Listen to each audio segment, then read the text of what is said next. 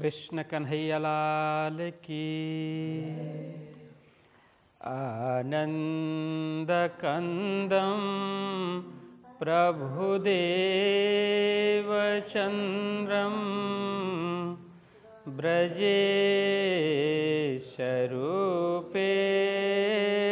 पुरापि जातं प्रविश्य प्राप्तं प्रियप्राणनाथं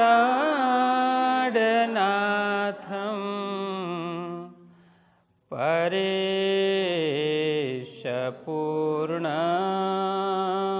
सततं नमामि। ब्रह्मा प्रिया जागरणाय जाता सर्वस्वपाता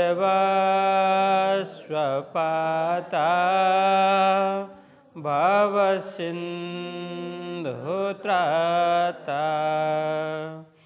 विज्ञानदाता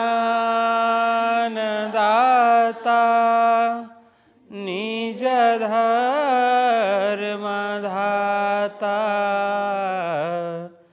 द्विनेकबन्धो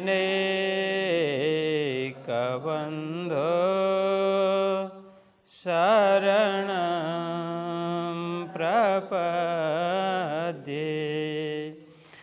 दीनैकबन्धो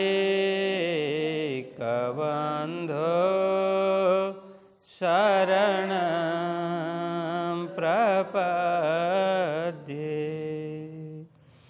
श्री कृष्ण कन्हैया लाल की, श्री सद्गुरु महाराज की, श्री प्राणनाथ प्यारे की, श्री पांच नवतनपुरी धाम की, जगद्गुरु आचार्य श्री 108 कृष्णमणि जी महाराज की, समस्त सुंदर साथ की प्रणाम। प्रकरण कितना है? 13। ठीक है, 13वां प्रकरण, उसकी 34वीं चौपाई तक कल प्रसंग चला, जिसमें वो चमत्कारिक घटना का उल्लेख हुआ। सद्गुरु श्री देवचंद्र जी महाराज चाकला मंदिर में चर्चा कर रहे हैं। वहाँ पर गोवर्धन जी भाई पहुँचते हैं, मेहराज जी के बड़े भाई, और उनके दर्शन करके लौटने के बाद ये प्रसंग बनता है कि कोई चुगलखोर चुगली कर देता है, फिर कोई कोतवाल अपने 2 चौकीदार, चौकीदार का क्या मतलब है? चौकीदार, वो सिपाही कहो चौकीदार कहो कोई नहीं, तो 2 सिपाही को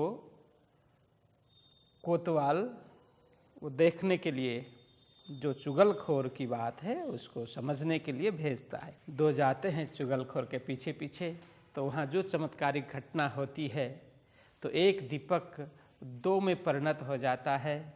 ठीक है, तो फिर दोनों पूरी रात दीपक के पीछे पीछे चलते हैं, लेकिन वहाँ उस स्थान पर नहीं पहुँच पाते।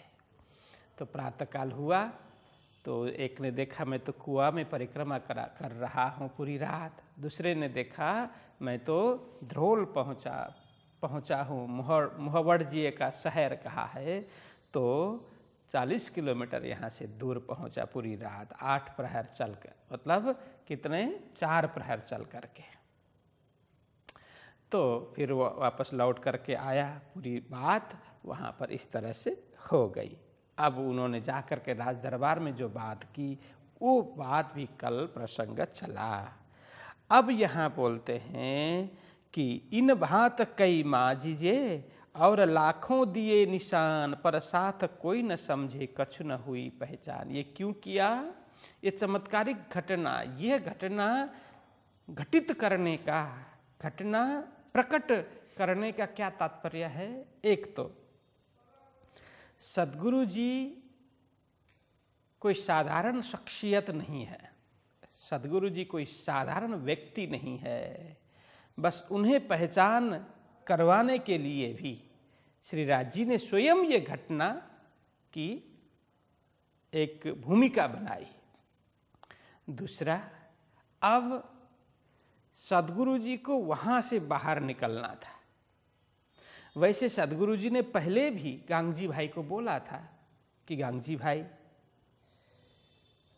आपका भाव बहुत विशुद्ध है, उत्कृष्ट भाव है। आपने सब कुछ समर्पित कर दिया धर्म के नाम पर, सुंदर साथ के नाम पर, परंतु कुछ भी हो, ये है तो एक गृहस्थ का घर, और यहाँ पर जो लोग आ रहे हैं सांसारिक दृष्टि से कोई धनी भी होंगे, कोई गरीब भी होंगे, कोई सांसारिक दृष्टि से जो कोई अलग अलग जाति के होंगे, तो लोगों को आने में संकोच होता है।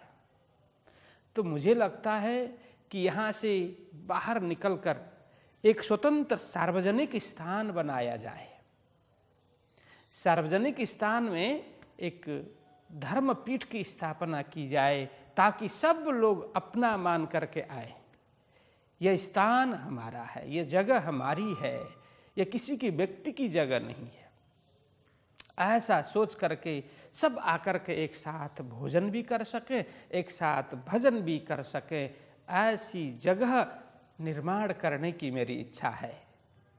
यह सद्गुरु श्री देवचंद्र जी महाराज ने गांगजी भाई को पहले भी कहा था, लेकिन गांगजी भाई बहुत प्रेमी थे, समर्पित सुंदर साधु। उन्होंने सब कुछ न्यक्षावर कर दिया था सद्गुरु जी के चरणों में, इसलिए वे बड़े दुखी हो गए कि गुरुदेव, यह मेरा नहीं है, ये तो सब कुछ आपका ही, आपके चरणों में मैंने सौंपा है, तो जो कीजिएगा यहीं पर कीजिएगा, मेरी ऐसी भावना है। तो गांगजी भाई ने खूब आजीजी की, सद्गुरु जी के चरणों में प्रार्थना की। तो सद्गुरु जी भी सोचने लगे कि अभी गांगजी भाई मान नहीं रहे हैं कि हे धनी, अब आप ही कुछ उपाय कीजिए कि ताकि योग्य हो सके। मेरी ऐसी भावना है, गांगजी भाई की ऐसी भावना है। अब मैं ये नहीं कहता हूं कि मैं जो कह रहा हूं वही कीजिएगा, आपको जो योग्य लगे, क्या करने से धर्म का विकास होगा, सुंदर साथ की जागरणी होगी, ब्रह्म आत्मा एकत्रित हो सकेगी, सबके लिए सुगम हो, सबके लिए अपनापन लगे, ऐसा आप कुछ उपाय कीजिए। तो सद्गुरु जी प्रार्थना करते थे धनी जी के चरणों में, राज श्यामा जी के चरणों में। इसलिए ही राज जी ने यह घटना घटा दी। अब ये घटना घटी, फिर जाकर के ये राज दरबार में बात हो गई। फिर वहाँ से जब गांगजी भाई किसी कार्यवश राज दरबार में गए थे, तब वहाँ ये प्रसंग चला। तो बोलते हैं वहाँ के राजा ने गांगजी भाई से क्षमा प्रेषित किया, सद्गुरु जी के चरणों में मेरी ओर से क्षमा मांगना कि मेरे से बड़ी भूल हो गई, कि ऐसे समर्थ सद्गुरु जी को मैं पहचान नहीं पाया, किसी ऐसे ही जो ईर्ष्यालु लोगों की बात में आकर के मैंने लोगों को आदेश दे दिया, कोतवाल को आदेश दिया, कोतवाल ने चौकीदार को आदेश दिया, तो ये अनिष्ट हुआ। अच्छा हुआ भगवान की कृपा से कुछ होने से बचा। यह सब सामर्थ्य सद्गुरु जी का है, इसलिए सद्गुरु जी के चरणों में मेरी ओर से प्रणाम करना और मेरी ओर से क्षमा भी मांग लेना। ऐसा करके राजा ने गांगजी भाई को कहा। तो गांगजी भाई आकर के सद्गुरु जी को कहने लगे कि गुरुदेव ऐसी घटना घटी। सद्गुरु जी को तो कुछ पता ही नहीं था। तब अब यहाँ पर वही घटना है। अब इसको हम फिर थोड़ी देर के बाद में यहाँ जोड़ते हैं। तो यहाँ तक ये घटना ये बताती है किस लिए ये घटना घटी, तो इसके लिए मैंने भूमिका बनाई। अब आगे हम विचार करते हैं 35वीं चौपाई में। संवत 1675 आसो वदी 14 नाम प्रथम जाम और वार रवि प्रगटे धनी श्री धाम। अब यहाँ कहते हैं विक्रम संवत। हाँ, यहाँ जो भी तिथि मिति की बात आती है वो विक्रम संवत की है। संवत 1675 आसो वदी 14 नाम। यह आसो गुजराती शब्द है। यहाँ क्योंकि लालदास जी महाराज मूल गुजराती है, इसीलिए वे शब्द यहाँ लिख तो हिंदी रहे हैं, लेकिन कहीं कहीं गुजराती शब्द मिलता है, क्योंकि स्वाभाविक है जिनकी मातृभाषा गुजराती हो और वो लिखे तो शब्द गुजराती आए, यह स्वाभाविक है। इसलिए ये आसो, इसको बोलते हैं आश्विन। आश्विन वदी 14 नाम। तो यहाँ अब श्री प्राणनाथ जी महाराज, श्री महराज जी के प्राकट्य की बात यहाँ पर बता रहे हैं। कौन? लालदास जी महाराज, सुंदर साथ जी। विक्रम संवत 1675 आश्विन महीना, वदी मतलब कृष्ण पक्ष। देखो, दो पक्ष होते हैं, एक शुक्ल पक्ष, एक कृष्ण पक्ष। तो यहाँ पर वदी कहने की परंपरा है गुजरात में। तो आश्विन कृष्ण 14 मतलब चतुर्दशी, 10 और 4 14 चतुर्दशी तिथि। प्रथम जाम, जाम मतलब प्रहर, प्रथम प्रहर, और 12 रवि, रविवार के दिन प्रगटे धनी श्री धाम। कहाँ पर? जामनगर की इस पवित्र धरती। यहाँ पर रहते थे कौन? दीवान केशव राय ठक्कर एवं उनकी धर्म पत्नी धनबाई ठक्कर। उनके यहाँ पहले से ही हरवंश ठाकुर, सामल ठाकुर जिसको सामलिया बोला, और गोवर्धन ठाकुर, 3 पुत्र थे ही। धनबाई की इच्छा ऐसी हुई भागवत कथा श्रवण करते हुए, तो उन्होंने पुत्र प्रकट, ऐसा पुत्र हो, पुरुषार्थी पुत्र हो, जिससे सबको ज्ञान मिले। जैसे कृष्ण कथा सुनते सुनते, श्रवण करते करते उन्हें भी ऐसा ही भाव प्रकट हुआ कि मेरा भी कृष्ण जैसा ही पराक्रमी पुत्र हो। और राज्य को भी इस धरती पर सखियों को जागृत करने के लिए, ब्रह्म ज्ञान देने के लिए अवतरित होना था। तो उन्होंने भी केशव राय ठक्कर एवं धनबाई ठक्कर की मनोकांक्षा पूर्ण करने एवं सारे सखियों को जगाने के लिए अपनी शक्ति, अब जो बालक पैदा होने वाला है मेहराज, जो गोवर्धन भाई के बाद में, बस उनमें शक्ति प्रवेश करते हैं। तो यहाँ पर बोलते हैं प्रगटे धनी श्री धाम। का मतलब क्या है? कि धनी की शक्ति, धनी की शक्ति महराज जी के तन में प्रकट हो गई।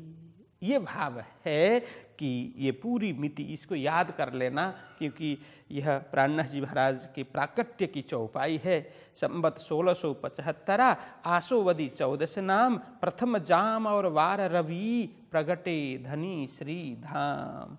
तो साक्षात धाम धनी स्वरूप के रूप में महराज वो गोवर्धन भाई के लघु भ्राता के रूप में, और केशव राय ठक्कर एवं धनबाई के चौथे पुत्र के रूप में वहाँ प्रकट होते हैं। प्रगटे धनी श्री धाम। अब स्थान बता रहे हैं। हालार देश पुरी नौतन, उदर बाई धन, केशव ठाकुर पिता कहियत, तहाँ श्री राज प्रकटन। अब हालार देश देखिए, जब यह नवानगर, उस समय नवानगर कहलाता था, उससे पहले हालार देश के रूप में यह स्थान प्रसिद्ध था। तो हालार का भी एक इतिहास है। हालार देश कहलाता था क्योंकि पहले तो छोटे छोटे देश, छोटे छोटे रियासत को ही देश कहा जाता था। इसलिए हालार एक सौराष्ट्र का एक महत्वपूर्ण भाग, अभी जिसको जामनगर बोलते हैं, उससे पहले अलग अलग नाम हो गए, नवानगर भी उसको कहा जाता था। तो कहते हैं कि इस क्षेत्र का नाम जो जाम हालाजी, पहले कि हालाजी जाडेजा करके यहाँ के शासक हुए, हालाजी जाडेजा, तो उनके नाम पर इसको हालार कहा जाने लगा इस क्षेत्र को। कहते हैं वो राजपूत थे जाडेजा, अभी भी राजपूत वो जाडेजा ही है। अभी राजा कौन है? शत्रुशल्य, वो भी जाडेजा है। इससे पहले भी कई जाडेजा राजपूतों ने शासन किया। तो यह हालाजी जाडेजा करके एक शासक हुए, उनके नाम पर इस क्षेत्र का नाम हालार पहुंच गया। तो बोलते हैं लगभग 1540 में हालार की स्थापना हुई थी, ईस्वीसन, हाँ ईस्वीसन 1540 में हालार देश की एक, इस क्षेत्र का नाम हालार देश के हालाजी के नाम से पड़ा। तब से हालार हालार कहा जाने लगा। अभी भी पुराने ग्रंथों में पुराने लोग हालार कई लोग बोलते हैं, उसके बाद में नाम बदल गए, फिर नवानगर हो गया, फिर जामरावल आने के बाद में फिर जामनगर के रूप में यह प्रचलित हुआ। तो यहाँ कहते हैं हालार देशपुरी नौतन, तब इसका नाम हालार था। और वहाँ पर नौतनपुरी नगरी में, क्योंकि ये पूरा नगर है जो अभी जहाँ पर नौतनपुरी धाम है, उसके इर्द गिर्द ये शहर को तो नौतनपुरी से ही जाना जाता था, लेकिन हालार थोड़ा बड़ा था, बड़ा क्षेत्र था हालार। तो हालार क्षेत्र के, हालार देश के बीच एक नौतनपुरी नगरी है। वहाँ पर उदरबाई धन, बस धनबाई के उदर, उदर मतलब गर्भ, धनबाई के गर्भ से, और केशव ठाकुर पिता कहियत, केशव ठाकुर पिता और धनबाई माता, इस तरह से इन माता पिता के घर में कौन, यहाँ कहते हैं तहाँ श्री राज प्रकटन, साक्षात श्री राज जी के स्वरूप, राज जी की शक्ति लेकर के एक बालक प्रकट हुआ, बालक का जन्म हुआ। देखो जन्म शरीर का होता है, तो प्राकट्य क्यों कहा? जो आत्मा है वो प्रकट हो जाती है, अवतरण हो जाती है। देखो इसको इस तरह से समझना चाहिए,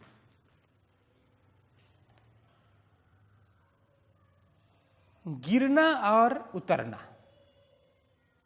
जैसे नीचे जाना है तो दो तरह से जाया जाता है, एक तो चल करके, एक कोई धक्का मार दे गिर गया, ठीक है, नीचे तो पहुंचा, क्योंकि दोनों में फर्क है।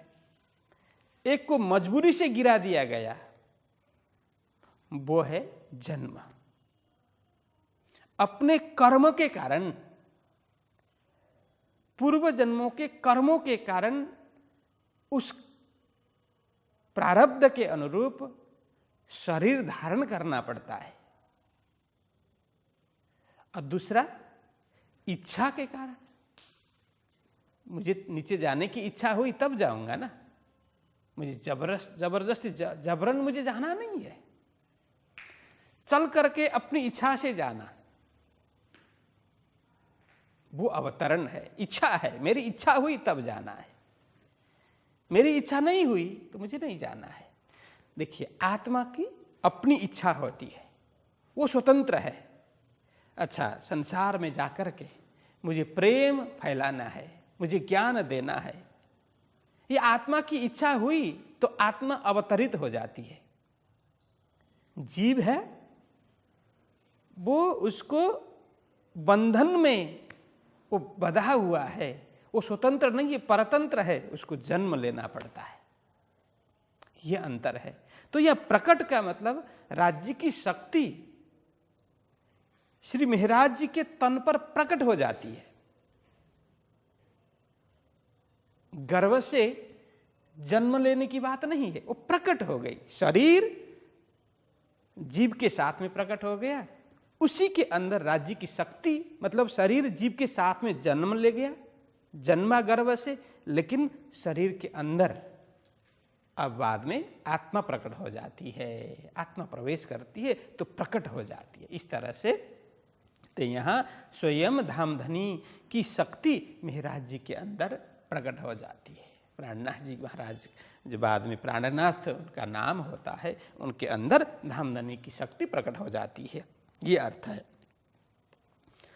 तो सब भाई भेले रहते हैं, सामल जी तिन में सिरदार, बड़ा गोवर्धन कहा जो धाम लीला में खबरदार। अब यहाँ कहते हैं सब भाई भेले रहते हैं, वहाँ पर सभी भाई अब प्रकट हो गए, अब बड़े भी हो गए, क्योंकि ये विस्तार से यहाँ नहीं है। प्राणनाथ जी महाराज का प्राकट्य यह प्रसंग चला, तो फिर लालदास जी महाराज आगे बताते हैं कि उनसे बड़े भी तो 3 भाई है, माता पिता है, अन्य चाचा वगैरह की बात हमने, चाचा जो चचेरे भाई है उनकी भी बात पहले आई थी। तो इस तरह से वे सारे इकट्ठे रहते हैं, भेले रहते हैं, मतलब एक साथ में रहते हैं, संयुक्त परिवार है, मतलब विभाजित परिवार नहीं है, संयुक्त परिवार है। सब भाई भेले रहता है, सामल जी तिन में सिरदार। देखिए वैसे तो वितक में आया है हरिवंश जी सबसे श्रेष्ठ, सबसे बड़े हैं, लेकिन यहाँ बताया सामल जी तिन में सिरदार। क्यों कहा? सिरदार मतलब सबसे प्रमुख है। पिताजी के बाद में भाइयों में, क्योंकि भाई की बात आई ना, भाइयों में सबसे सिरदार प्रमुख कौन है? सामल जी है। ये इसीलिए क्योंकि हरिवंश जी यहाँ रहते नहीं थे, हरवंश जी बाहर रहते थे, कच्छ कपाई बंदर, वहाँ पर हरवंश जी रहते थे। इसीलिए सामल जी को भाइयों में यहाँ जो जितने भाई है उनमें प्रमुख माना, उनमें सिरदार माना। बड़ा भाई गोवर्धन कया जो धाम लीला में खबरदार। देखिए अब यह बड़ा भाई गोवर्धन कया मतलब यहाँ सबसे बड़े का अर्थ नहीं है, तो प्राणनाथ जी से बड़े, यह अर्थ है कि प्राणनाथ जी महाराज के बड़े भाई कौन है? गोवर्धन भाई है, जो धाम लीला में खबरदार, जो धाम लीला में। इसका अर्थ क्या है कि गोवर्धन भाई श्री महाराज जी के बड़े भाई हैं और वो धाम लीला में खबरदार। खबरदार मतलब यहाँ सावधान, चौकन्ना। हाँ लिखा, सावधान मतलब चौकन्ना होना, सावधान होना, सचेत होना, जागरूक होना। मतलब वो सद्गुरु जी जो भी बताते हैं, सत्संग जो करते हैं, परमधाम की बात सुनाते हैं, तो एक एक बात में वो बहुत ही चौकन्ना होकर श्रवण करते हैं, बहुत ही होशियार रह करके ध्यान पूर्वक श्रवण करते हैं, सावधान होकर के श्रवण करते हैं, इधर उधर कहीं भी मन भटके नहीं। एक एक प्रसंग को मैं ग्रहण कर लूँ, एक एक प्रसंग उनको इतनी रुचि हो जाती, इतना आनंद आता है सुन सुन करके, उसमें बड़े चौकन्ने रह करके वे श्रवण करते हैं। वो होशियारी पूर्वक धाम लीला वो वहाँ में मस्त हो जाते हैं, चौकन्ना पूर्वक, ये अर्थ है। तो श्री देवचंद्र जी पुरी नौतन्ना आए यहाँ बसत, सेवा गोवर्धन करे, पहुँचा नजीक बखत क्यामत।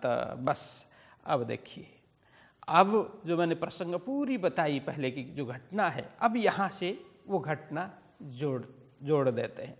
ठीक है, जो चुगलखोर की घटना हुई और गांगजी भाई से राजा ने माफ़ी पत्र भेजा, तो ये सब घटना अब सद्गुरु जी वहाँ सद्गुरु जी को सुनाते हैं। तो सद्गुरु जी अब कहते हैं गांगजी भाई को, देखो अब मैंने पहले भी बात की थी, अब धनी जी की भी यही इच्छा है, यहाँ इससे अधिक कार्य नहीं हो पाएगा, यहाँ कुछ न कुछ इस तरह से विपत्ति, कुछ न कुछ यह अवरोध यहाँ आते रहेंगे। इसीलिए धामधनी की यही इच्छा है कि एक स्वतंत्र स्थान का निर्माण हो और वहीं पर सब मिलकर के प्रेम पूर्वक भजन करें और प्रेम पूर्वक आनंद उत्सव मनाएं, सब आकर के बैठ सकें, सबके लिए भोजन की व्यवस्था हो, सबके लिए भजन की व्यवस्था हो। ऐसी स्थान जो थोड़ी बड़ी स्थान हो, बड़ी जगह हो, वो हमें तैयार करना चाहिए। तब जाकर के सदगुरु श्री देवचंद्र जी महाराज ने गांगजी भाई को पूरी बात समझाई। अंततोगत्वा गांगजी भाई मान गए। अब ये पूरा घटना, पूरा प्रसंग बना, पूरी घटना घटी। अब वे बोलने लगे, गुरुदेव आपकी जैसी इच्छा, अब बाहर निकलना ही है तो ये आपका ही बाग है, एक वहाँ पर खुली जगह है, बगीचा है, तो आप वहीं जा कर के जो चाहें वो निर्माण करें, वहीं पर धर्म ध्वज फहराएं, ये मेरी इच्छा है। तो सदगुरु जी ने भी वो स्वीकार कर लिया। धामधनी की आज्ञा हुई। पूरी घटना, पूरा वृत्तांत वहाँ घटती है। साक्षात धामधनी प्रकट हो करके सदगुरु जी को आज्ञा देते हैं कि जो स्थान सोच रहे हो वही योग्य है। वो मैंने ही गांगजी भाई के अंदर प्रेरणा दी है, संकेत किया है। वहीं जाकर के आप धर्म ध्वज फहराओ, वह धर्मपीठ की स्थापना करो। तो धामधनी की आज्ञा अनुरूप सदगुरु श्री देवचंद्र जी महाराज अब यहाँ आकर के धर्म ध्वज फहराते हैं। इस बगीचा, ये गांगजी भाई का ही बगीचा है, तो यहाँ आकर के झंडा गाड़ते हैं। बोलो कृष्ण कन्हैया लाल की। तो अब यहाँ यही बोलते हैं कि श्री देवचंद्र जी पुरी नौतन आए यहाँ वसत। बस अब वैसे तो पूरा नगर को नौतन नगर कहा, नौतनपुरी नगर कहा, नगरी कहा। अब उसमें भी विशेष करके सदगुरु जी ने आकर के जहाँ पर झंडा गाड़ा, जहाँ पर धर्मपीठ की स्थापना की, बस कब? विक्रम संवत 1687 कार्तिक पूर्णिमा के दिन। कार्तिक में वो घटना घटी, ऊपर आया ना, कार्तिक मजकूर करके आया ना ऊपर। तो कार्तिक में जो घटना घटी संवत 1687, एक कार्तिक में मजकूर, यहाँ से थी उदय भई उदया मूल अंकुर, यह प्रसंग बना। अब उसके बाद में कार्तिकी पूर्णिमा के दिन यहाँ पर सदगुरु श्री देवचंद्र जी महाराज, गांगजी भाई, अन्य सुंदर साथ सब मिलकर के सब एकत्रित होते हैं और धामधनी की आज्ञा से सदगुरु जी अपने पवित्र कर कमल से यहाँ पर धर्मपीठ की स्थापना करते हैं। बोलो कृष्ण कन्हैया लाल की।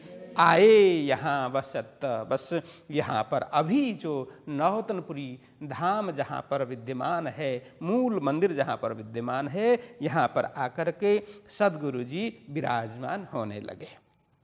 अब सेवा गोवर्धन करे, पहुंचा नजीक बखत क्यामत। सेवा कौन कर रहे हैं? गोवर्धन भाई। वहां मिले थे चाकला मंदिर में, लेकिन उनकी जागनी वहां नहीं हो पाई थी, क्योंकि आए, उन्होंने मंत्र नहीं लिया था। आकर के दर्शन किए और जैसे घर गए, इधर घटना दूसरी घट गई। तो फिर अब सदगुरु जी यहाँ पर आ गए, तो अब गोवर्धन भाई भी यहाँ आकर के वो आत्मजागनी यहीं पर होती है, नौतनपुरी धाम में। सेवा गोवर्धन करे तब से लेकर के अब सदगुरु जी की निष्ठापूर्वक सेवा गोवर्धन भाई कर रहे हैं। पहुंचा नजीक बखत क्यामत। देखो ये बड़ा समझने जैसा है। पहुंचा नजीक बखत क्यामत, इसका मतलब क्या है? जब सदगुरु जी से चर्चा सुनते हैं, मंत्र लेते ही आत्म जागृति हो जाती है, ऐसी बात नहीं है।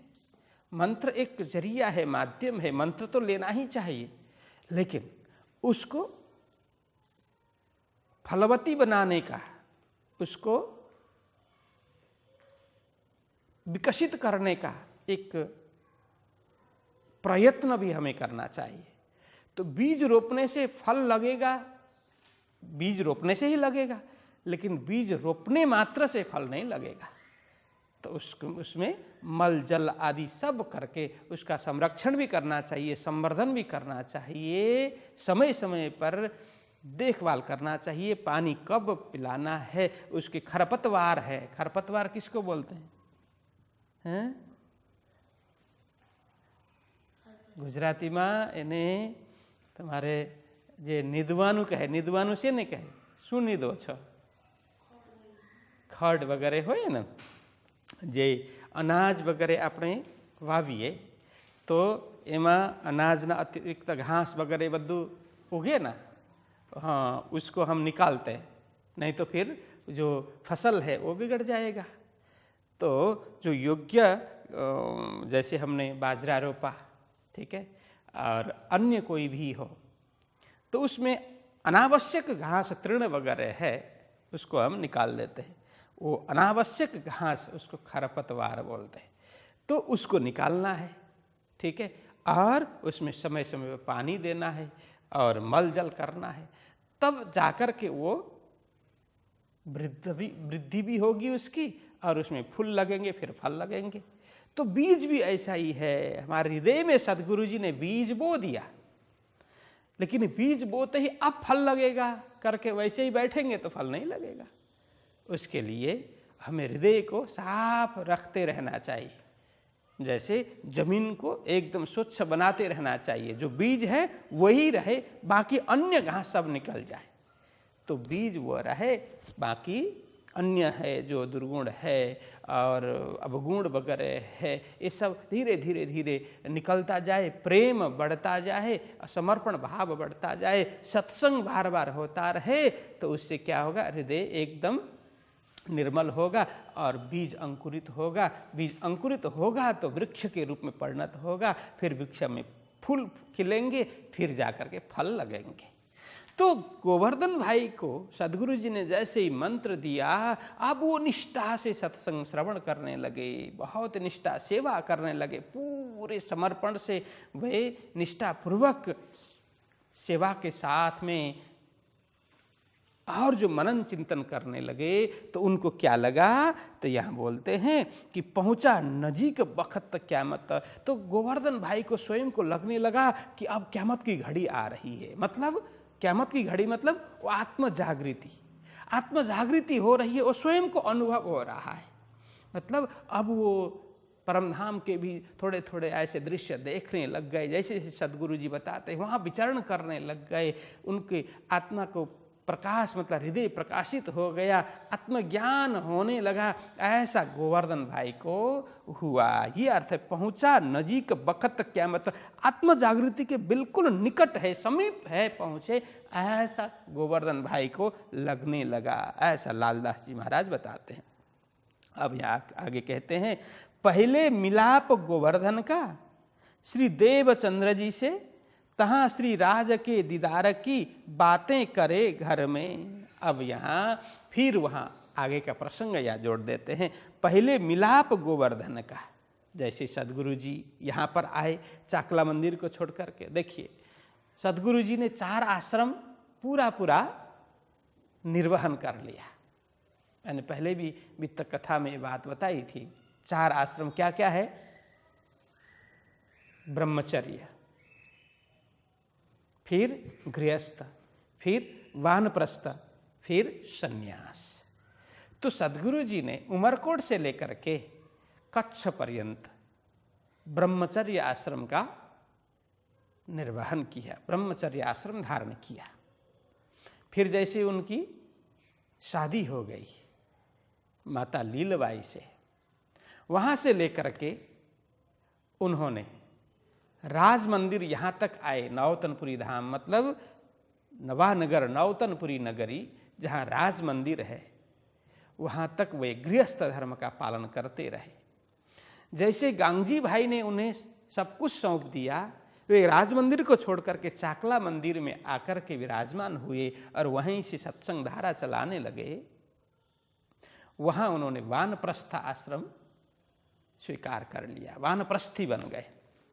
फिर जैसे चाकला मंदिर में जो घटना घटी, उसके बाद में राज्य की आज्ञा से इस स्थान नौतनपुरी धाम, जो धर्म का मूल स्थान है, आचार्य पीठ है, यहाँ आकर के उन्होंने यह आचार्य पीठ की स्थापना की और यहाँ रहने लगे। यह उनका संन्यास आश्रम है। तो इस तरह से 4 आश्रम पूर्ण रूप से सद्गुरु जी ने पालन किया। और जैसे ही यहाँ आए, यहाँ आने के बाद कभी भी लौट करके चाकला मंदिर या राज मंदिर गए हो, ऐसा प्रसंग किसी भी वितक में नहीं है। इसीलिए एक एक आश्रम जैसे उन्होंने परित्याग किया, संन्यास आश्रम में आने के बाद कभी भी लौट करके वे वानप्रस्थ या गृहस्थ तरफ गए नहीं। तो इस तरह से अब गोवर्धन जी भाई यहाँ आकर के अब सेवा करने लगे, सत्संग में रत रहने लगे। पहले मिलाप गोवर्धन का श्री देवचंद्र जी से, तहाँ श्री राज के दीदार की बातें करे घर में। अब यहाँ आकर के भी जब सत्संग शुरू हुआ तो सद्गुरु जी यहाँ भी तो रास जैसे प्रसंग वर्णन करते थे, तो रास लीला प्रत्यक्ष सुंदर साथ दर्शन कर लेते थे। तो यहाँ भी वो घटना घटती थी, तो राज जी के प्रत्यक्ष दर्शन हो जाते थे। इसीलिए जो गोवर्धन भाई ने जो जो घटना देखी, जो दर्शन उन्हें हुए, घर में जा कर के या बोले बातें करें घर में बात करने लगे। किस प्रकार की बात? तहाँ श्री राज के दीदार की, धनी की दीदार दर्शन की बात, जो चमत्कार की बात है, जो आनंद की बात है, आनंद उत्सव की बात है, वे जाकर के घर में करने लगे। तब कह्या गोवर्धन को मोहे ले जाओ तुम, कह्या ए मोसो न हो वही बिना श्री देवचंद्र जी के हुकुम। अब 40वीं चौपाई में कहते हैं तब कह्या गोवर्धन को। किसने? तब कहा, मिहिराज जी ने कहा। तब कहा, मिहिराज जी ने कहा गोवर्धन को, अपने बड़े भाई को, मोए ले जाओ तुम। अब प्रतिदिन जाकर के बोलते थे, ओहो सद्गुरु जी की वाणी इतनी मीठी है, वो इतने दिव्य चर्चा करते हैं। जब वो ये चर्चा करते हैं तो मानो साक्षात ब्रजलीला का यहाँ ब्रजलीला ही अवतरित हो गई, मानो साक्षात रास ही यहाँ चल रहा हो, दिव्य रास लीला स्वयं श्री कृष्ण जी अनेक सखियों के साथ में करते हों, ऐसा आभास हम सभी को होता है। तो इस तरह से सद्गुरु जी के वर्णन के साथ साथ वो दिव्य लीला की बात जाकर के घर में गोवर्धन जी नित्य प्रति करने लगे। तो ये बात सुन करके गोवर्धन जी भाई अपने बड़े भ्राता के मुख से ऐसी बात, ऐसे प्रसंग सुन करके उनके लघु भ्राता, अनुज जिसको बोलते हैं भाई, छोटे भाई, तब कहा गोवर्धन को, छोटे भाई बड़े चाव से सुनते थे, तो उन्होंने कहा मोए ले जाओ तुम। कि भ्राता श्री, आप जो प्रसंग बता रहे हैं, जो सद्गुरु जी की चर्चा आप सुना रहे हैं, मुझे उनके दर्शन की बहुत आकांक्षा हो रही है, दर्शन की इच्छा मुझे प्रकट हो गई है, इसलिए मुझे भी आप उनके दर्शनार्थ ले चलें। मोए ले जाओ तुम, कह्या ए मोसो न हो वही बिना श्री देवचंद्र जी के हुक्म। तो गोवर्धन भाई ने कहा कि मेरे भाई, ये मेरे से ऐसा कार्य नहीं होगा। क्यों? क्योंकि अभी तुम छोटे हो, वहां जाकर कुछ उत्पात करोगे, कुछ भी इधर उधर उद्दंड मचाओगे तो यह काम खराब होगा। इसीलिए तुम्हें ले जाने का कार्य अभी तो मैं नहीं कर सकता, क्योंकि बिना श्री देवचंद्र जी के हुक्म, सद्गुरु जी के हुक्म, सद्गुरु जी की आज्ञा जब तक नहीं हो तब तक मैं तुम्हें ले करके नहीं जा सकता। तब गोवर्धन के संग चले श्री मिहिराज, तहाँ हाथ छुड़ाए के गए तित रोए गिरे इन काज। बस इस तरह से वो माने नहीं। गोवर्धन जी भाई ने कहा नहीं, अभी तो मैं तुम्हें नहीं ले जा सकता, बिना सद्गुरु जी की आज्ञा। वे चल पड़े, लेकिन वो पीछे पीछे चल दिए मिहिराज जी, उनका हाथ पकड़ करके पीछे पीछे, नहीं मुझे तो जाना है, आप जो बता रहे हैं मेरी तो इतनी इच्छा हो गई है कि सद्गुरु जी कब मुझे दर्शन होंगे, बस उनके दर्शन करने का जो लाभ मुझे प्राप्त करना है, ये मेरा मन मान नहीं रहा, मुझे तो जाना ही है करके उनके पीछे पीछे चल दिए। चले श्री मिहिराज, गोवर्धन जी के पीछे पीछे मिहिराज जी चलने लगे। तहाँ हाथ छुड़ाए के गए, बस हाथ छुड़ा करके गोवर्धन जी गए कि हाथ झटक करके जो उन्होंने पकड़ा था, हाथ छुड़ा करके जाना। तो ये दूसरा मुहावरा भी है, हाथ छुड़ा कर जाना, मतलब वो पकड़ाई था इसलिए छुड़ाया, ऐसी बात नहीं है। कभी कभी बच्चे जिद कर लेते हैं माता पिता के साथ कहीं जाने के लिए, बस उनको मना करके अथवा तो रोते हुए भी छोड़ करके निकलना पड़ता है, तो उसको बोलते हैं हाथ छुड़ा करके जाना, क्योंकि उनको ले जाना नहीं है वहाँ पर। इसीलिए माता पिता कभी कभी बच्चों को इस तरह छोड़ करके निकल जाते हैं, बस उसको भी बोलते हैं उनके पीछा छुड़ा करके। वो पीछे पड़ रहे थे जाने के लिए, लेकिन उनके पीछा छुड़ा करके नहीं, ये काम मेरे से नहीं होगा, बिना सदगुरु की आज्ञा मैं तुम्हें वहाँ नहीं ले जा सकता, ऐसा करके वे वहाँ से निकल जाते हैं। तितर रोए गिरे इन काज, बस अब बड़े भाई ने मना कर दिया। अब देखिए वे थे तो अभी 12 वर्ष के, वे चाहते तो पीछे पीछे आ ही सकते थे, लेकिन थोड़ी देर तो पीछे आए, लेकिन भाई के मना करने के बाद वे बड़े दुखी होकर के जमीन में बैठ गए, गिर गए, क्योंकि उनकी इतनी इच्छा थी, इतनी तीव्र इच्छा थी कि भाई के साथ में जाऊं और सदगुरु जी के दर्शन करूं, ऐसी मन में इच्छा हुई थी। लेकिन इच्छा पूरी न होने के कारण उन्हें बड़ा अच्छा नहीं लगा और बहुत रोए, उन्होंने बहुत रुदन किया, और रुदन करते करते करते ऐसी अवस्था आ गई वो बेहोश जैसे हो गए, इसलिए जमीन में ही गिर गए। यहाँ गिरने का मतलब यह है, तितर रोए गिरे इन काज, किस काज? इन काज मतलब सदगुरु जी के दर्शन का काज, सदगुरु जी के दर्शन का कार्य उन्हें करना था, लेकिन ये कार्य पूरा नहीं हुआ, इसलिए रोते रोते इतने रोए कि मानो वो बेहोश ही हो गए, अचेत ही अवस्था उनकी हो गई, तो वो इस तरह से भूमि में गिर गए। तो इधर गोवर्धन भाई तो चल दिए, उन्होंने पीछे मुड़ करके भी नहीं देखा, यह स्थिति हो गई करके लालदास जी महाराज यहाँ पर वर्णन करते हैं। अब आगे, अरज करी गोवर्धन ने श्री देवचंद्र जी सो आए, आज रोए के पीछे लगे तब भाग के आया धाए। बस अब यहाँ पर गोवर्धन जी भाई आए सदगुरु जी के चरणों में और आकर के अरज करी, मतलब प्रार्थना करी, विनती करी, श्री देवचंद्र जी सो आए। आकर के देवचंद्र जी महाराज से विनती करते हैं, आकर के अर्जी करते हैं। क्या बोला? आज रोए के पीछे लगे तब भाग के आया धाय। पूरी घटना बताई कि गुरुदेव आज ऐसा प्रसंग बना, मेरा अनुज है, छोटा भाई है, वो अध्यात्म के प्रति खूब रुचि रखता है। जब मैं यहाँ से जाकर के पूरी चर्चा सुनाता हूँ, चाव से सुनता है, श्रद्धा से सुनता है, और उसने आज जिद की मुझे भी लेकर के चलो सदगुरु जी के दर्शन के लिए। लेकिन मुझे लगा कि पहले आपकी आज्ञा लूं, आप आज्ञा करेंगे तभी ये कार्य होगा। उसके हाथ छुड़ा करके मैं उसको रोते हुए छोड़ करके आया हूं, तो ये आज रोए के पीछे लगे, रो रो करके मेरा पीछा कर रहा था आने के लिए।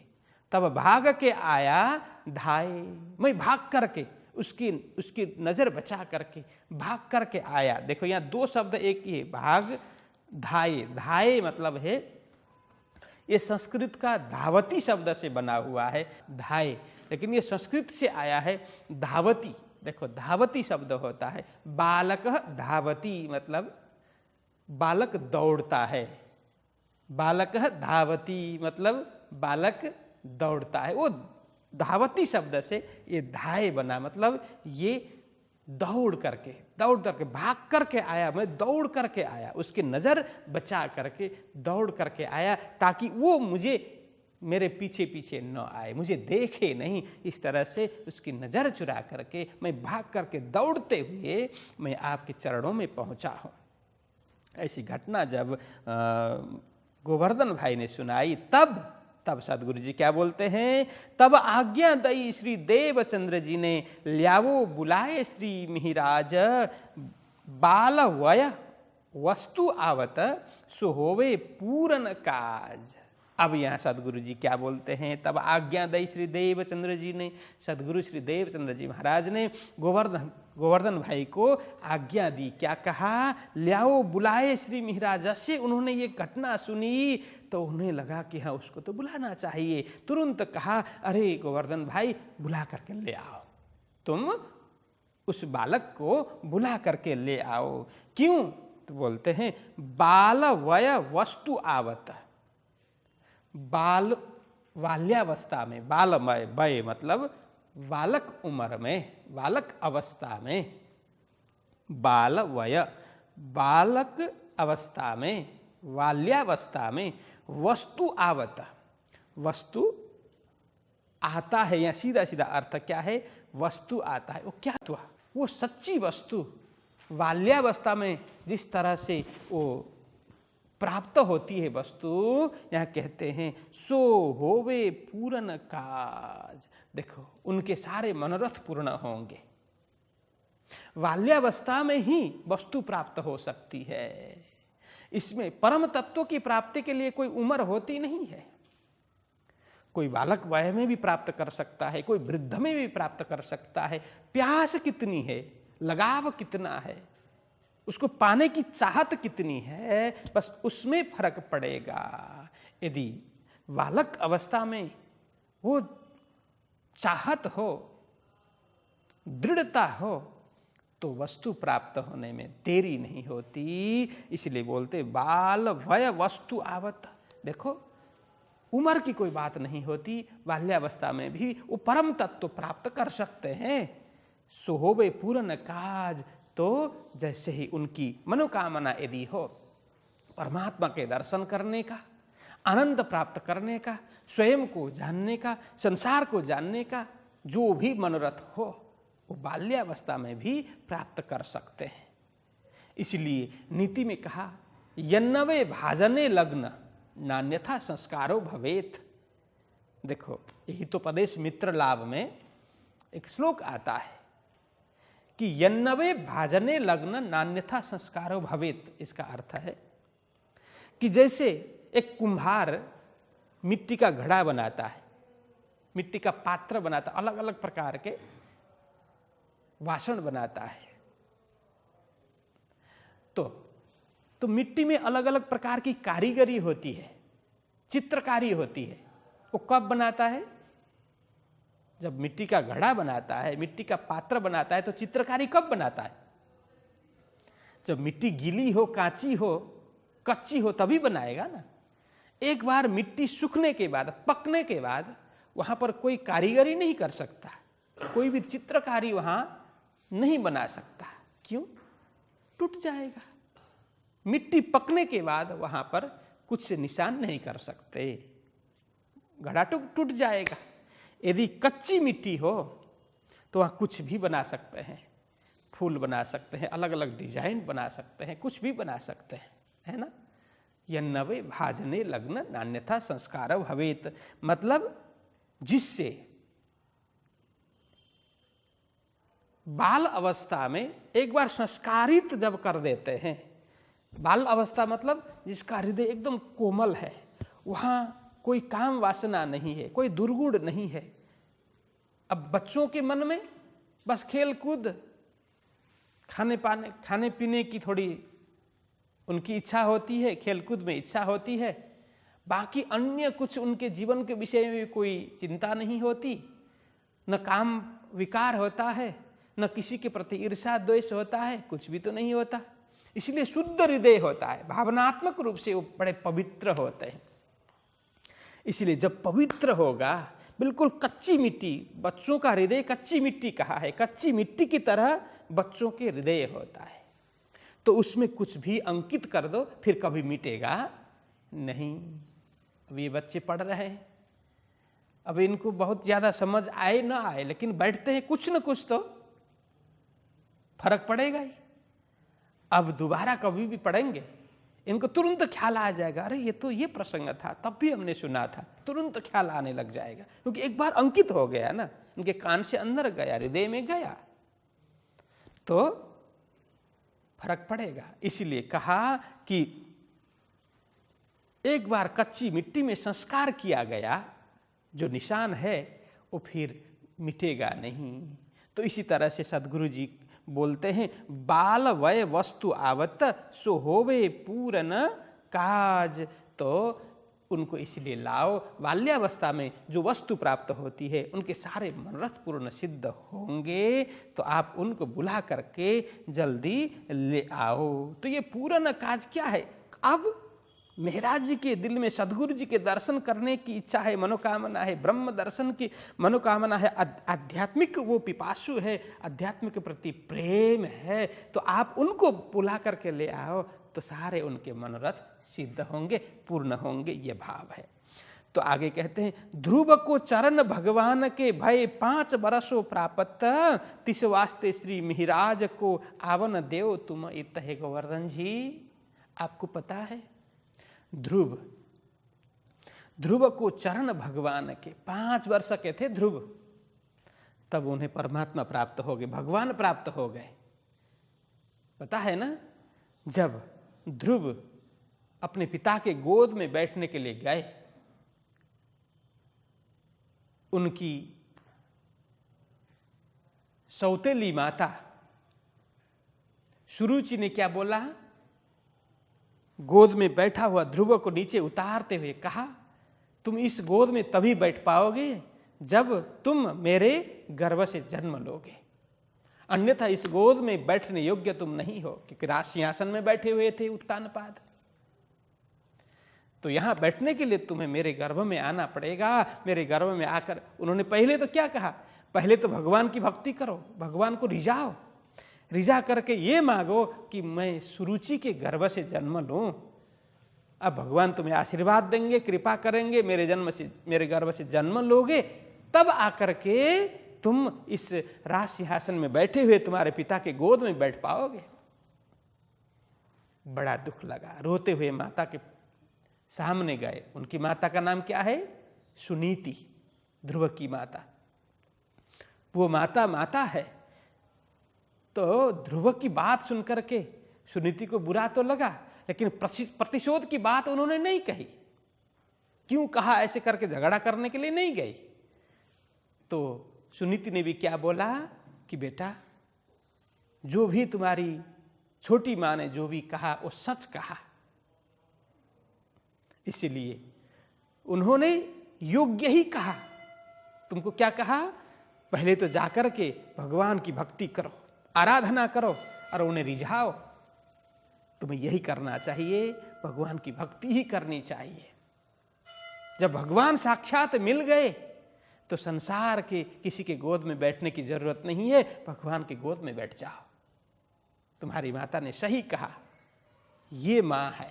मां ने ऐसा उपदेश दिया तो ध्रुव गए संकल्प लेकर के, जब तक मैं भगवान के दर्शन नहीं कर लूंगा तब तक मैं चैन से नहीं बैठूंगा, वापस नहीं आऊंगा। बस उन्होंने कठिन तपस्या की। बहुत कम समय में ही उन्होंने भगवान को रिझाया, फिर भगवान के दर्शन किए। ये सारा प्रसंग सदगुरु जी गोवर्धन जी भाई को सुनाते हैं। कहते हैं, ध्रुव को चरण भगवान के, भगवान का चरण प्राप्त हुआ। भगवान के चरण प्राप्त हुए कब, भाई 5 वर्षों प्राप्त। मात्र 5 वर्ष की उम्र में ध्रुव ने भगवान के चरण प्राप्त कर लिए। तिस वास्ते श्री मिहिराज को आवन देव तुम इत। इसलिए गोवर्धन भाई, परम तत्व की प्राप्ति कोई प्राप्ति के लिए उम्र बाधा रूप नहीं है। बाल्यावस्था में भी, अल्प वय में भी उसको प्राप्त किया जा सकता है, छोटी उम्र में भी प्राप्त किया जा सकता है, और कभी कभी वृद्ध होने पर भी उसको प्राप्त नहीं कर सकते, और कोई वृद्ध होते होते भी प्राप्त कर लेते हैं। इसलिए जिसकी प्यास हो, जिसको पाने की चाहत हो, वो प्राप्त कर सकता है, उसमें कोई बाधा नहीं है। तो इस तरह से यहाँ सदगुरु जी श्री मिहिराज जी को बुलाने के लिए गोवर्धन भाई को आज्ञा दे देते हैं। तो आज यहीं तक रखते हैं। कल महामती श्री प्राणनाथ जी महाराज सदगुरु श्री देवचंद्र जी महाराज के चरणों में पहुँचते हैं। वो सारा प्रसंग हम कल श्रवण कर लेते हैं। आज इसी 44 चौपाई तक यहाँ रखते हैं प्रसंग को। बोलो कृष्ण कन्हैया लाल की। ध्रुव को चरण भगवान के,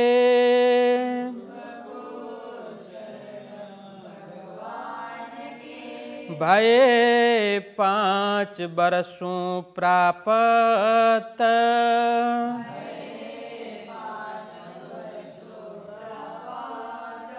तिस वास्ते श्री मिहिराज को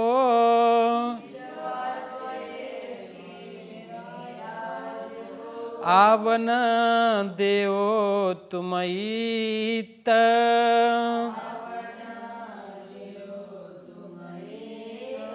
आवन देवो तुमईत।